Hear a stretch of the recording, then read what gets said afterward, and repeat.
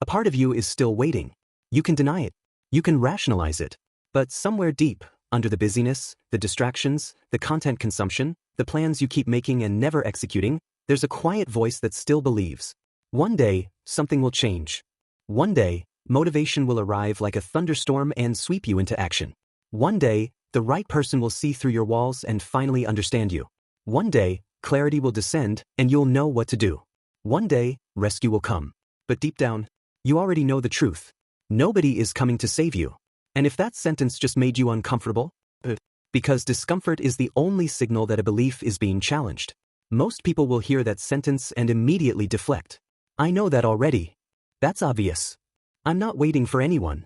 But let's test that. If nobody is coming to save you, why are you still waiting for permission to start? Why do you keep consuming content about change instead of changing? Why do you tell yourself, I'll take action when I feel ready, when 5 years of evidence shows you never feel ready? Waiting. Strategy. It's a strategy that protects you from failure, from rejection, from the horrifying possibility that you might try and still not succeed. So you wait, and waiting becomes invisible. Eventually, you don't even notice you're doing it anymore. You just feel stuck, heavy, restless, like your real life hasn't started yet. That feeling? That's your soul telling you the truth your ego refuses to hear. Let's look at what's actually happening psychologically. Your brain has a sophisticated defense system designed to protect you from one thing above all else. Responsibility. Not failure. Not rejection. Not even death. Responsibility. Because responsibility means you are the cause. And if you are the cause, then any suffering you experience is not the result of bad luck, cruel circumstances, or other people's failures. It's yours. And that is terrifying. The comfort fantasy stack. I'll change when I feel ready. Allows indefinite inaction while preserving self-image as someone who will change. Someone will eventually understand me.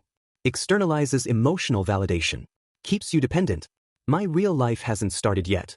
Creates a psychological escape hatch from the discomfort of the present. I just need the right circumstances. Shifts blame to environment, preserving ego. These aren't just beliefs. They are emotional sedation mechanisms. They function exactly like a low-grade anesthetic. They don't remove the pain of being stuck. They just make you comfortable enough to stay there. And here's what makes this particularly dangerous. Your brain will actively defend these fantasies. If someone challenges them, you'll feel attacked. You'll generate counterarguments. You'll find evidence to support waiting. But the timing isn't right. But I'm not ready. But what if I fail? Every single one of those objections protects you from taking action. Not one of them is about whether action is possible. They're about whether action is comfortable. And your brain has been conditioned to choose comfort over change. Single. Unless you interrupt the pattern. Let me show you exactly what this looks like in daily life. You wake up. You check your phone. You consume content about productivity, mindset, success. And then you close the app. And nothing changes. You buy the course, the journal, the program. You tell yourself, this time will be different. And for 48 hours, maybe it is. Then the dopamine fades. The novelty wears off. And you're back in the same loop, waiting for the next hit of inspiration. You fantasize about your future self. The version of you who wakes up early, exercises, eats perfectly, works with discipline, has clarity and purpose, while your actual self repeats the exact same routine as yesterday. You tell yourself you're preparing. You're researching. You're waiting for the right moment. But the research phase doesn't last 5 years. Preparation doesn't require 400 books, 200 courses, and 3,000 hours of content consumption. At some point, preparation becomes procrastination dressed in ambition. And you know this. You've known it for a while. You just haven't had the courage to say it out loud. Until now. So let's say it together. I am not stuck because I lack potential. I am stuck because I am emotionally attached to waiting. Waiting protects me from confronting the truth of what I'm capable of, and what I'm afraid I'm not. That's the sentence that changes everything. If you can say that to yourself and feel the truth of it, you're already closer to freedom than most people ever get. At some point in psychological development, usually during adolescence or early adulthood, many people unconsciously construct what clinicians call externalized hope architecture. This is a sophisticated cognitive structure where emotional well-being becomes contingent on factors outside your control. I will feel whole when. The sentence completes itself differently for everyone. When I'm in a relationship. When I get that job. When I move to a new city. When I finally heal from my past. When someone validates my worth. But here's the clinical reality. Externalized hope is a trauma response. It develops when the nervous system learns that internal resources are insufficient, that relying on yourself is dangerous, that safety comes from outside. For some people, this happens because they were raised in environments where their needs were inconsistently met. They learned that waiting and hoping was the only reliable strategy. For others, it happens after a significant failure or betrayal. They tried, they trusted, they were hurt, and the unconscious conclusion was, never again. I want to be careful here, because this is tender territory. This mechanism, the belief that someone or something outside you will eventually save you, it wasn't chosen, it was learned. It was a survival strategy that once protected you. But here's what the mind doesn't tell you. Strategies that once saved you can later imprison you. What kept you safe as a child? Waiting, hoping, pleasing, avoiding confrontation, can keep you small as an adult.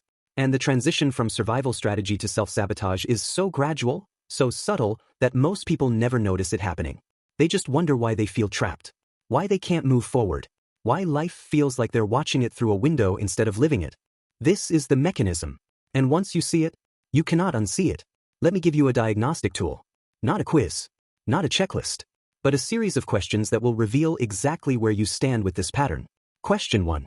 How much of your mental energy is spent imagining future versions of yourself versus actually building them? Question 2. Do you find yourself constantly restarting your life? New planner, new routine, new identity. Monday, first of the month, new year, only to fall back into the same patterns within days or weeks. Question 3. Are you waiting to feel different before you act different? Do you believe that emotional readiness precedes behavioral change, despite every experience showing you the opposite is true? Question 4. Do you secretly believe, in a part of yourself you rarely admit exists, that your real life hasn't started yet? That this current version is just rehearsal? A pre-life before the real life begins? If you answered yes to any of these, especially number 4, you are caught in the waiting loop. And I need you to understand something. This is not a character flaw. This is a psychological pattern that was installed in you by circumstance, reinforced by habit, and protected by ego. But patterns can be broken. And the breaking begins with one sentence you may not want to hear. Here's the truth that most people never fully confront. The truth that breaks people psychologically. No future version of yourself is coming either. The disciplined version of you? The healed version? The fearless, confident, fully actualized version? That person is not arriving. They are not on their way. They don't exist somewhere in the future, waiting for you to catch up to them. That person only exists if your current self creates them. Through action, discomfort, failure, repeated failure, humiliation, confusion, and the slow, brutal accumulation of small, unglamorous choices. And this is where many people never recover. Not because it's hopeless, but because fantasy dies. And for many people, fantasy was the only thing emotionally keeping them alive. The fantasy of one day was providing meaning. The fantasy of rescue was providing comfort. The fantasy of a future self was providing the only hope they had. And when you take that away, what's left? This is the abyss that the existential philosophers wrote about. This is what Kierkegaard called the sickness unto death. This is what every spiritual tradition points toward. The moment when all external sources of meaning collapse. When you realize that nobody is coming. Not your future self. Not God. Not fate. Not the universe. Not love. Just you. Alone. With a terrifying freedom to choose. And now, I need to tell you something that might seem contradictory. This realization, nobody is coming to save you, is not a curse. It is the single most liberating truth you will ever encounter. Because here's the paradox. As long as you believe someone is coming to save you, you remain a victim. You remain passive. You remain dependent on forces outside your control. But the moment you fully accept that nobody is coming, you become the one who arrives. You stop waiting for motivation and start acting without it. You stop waiting for permission and grant it to yourself. You stop waiting for clarity and move into the fog. This is what Carl Jung called individuation. The process of becoming what you actually are. Not what you were told to be. Not what you hoped to become. Not what you fantasized about. But what you actually are. Right now. In this moment. With all your fear, doubt, imperfection, and uncertainty. And the strange thing is, when you stop waiting for your real life to begin, that's exactly when it starts. Not because circumstances change, but because you change. You stop being the character waiting for the plot to happen, and you become the author. So, here's what I want you to take from this. Recognize the waiting. Not to judge it. Not to shame yourself for it. Just to see it clearly. I am waiting for something outside myself to change before I change. That's the sentence. Say it. Own it. Don't look away. Accept that fantasy is not preparation. Daydreaming about your future self is not building your future self. Imagining success is not the same as creating it. The gap between fantasy and action is where your life is being lost. 3. Move before you're ready. Not recklessly, not impulsively, but deliberately in the direction of discomfort. Because the only thing waiting for you to feel ready is more time spent waiting. 4. Understand that nobody is coming because you are already here. And you always have been. The rescue you were waiting for was always going to be you. Not a future version of you. Not a healed version of you. Not a perfect version of you. This version. Right now. With everything you don't have figured out. With all the fears still present. With no guarantee of success. Nobody is coming. So move anyway.